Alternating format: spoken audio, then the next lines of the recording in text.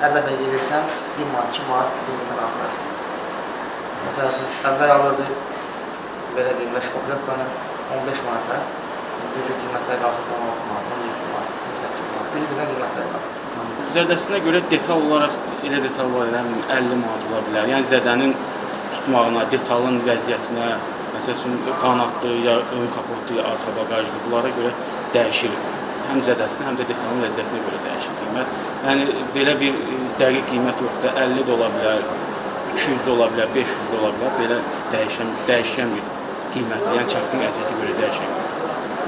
Bəzən müştərilər gəlir, məsələn, nəyə görə bunun qiyməti budur, deyək ki, misal deyək, bunun işi qabaqda, ön tərəfdə razval var, arxa tərəfdə razval hissəsi yoxdur, nəyə görə bunun qiyməti, misal deyək, 20 manatdır və yaxud da 25 manatdır, bu onunla bağlı deyil, əsasən iş prinsipinə görə dəyişir.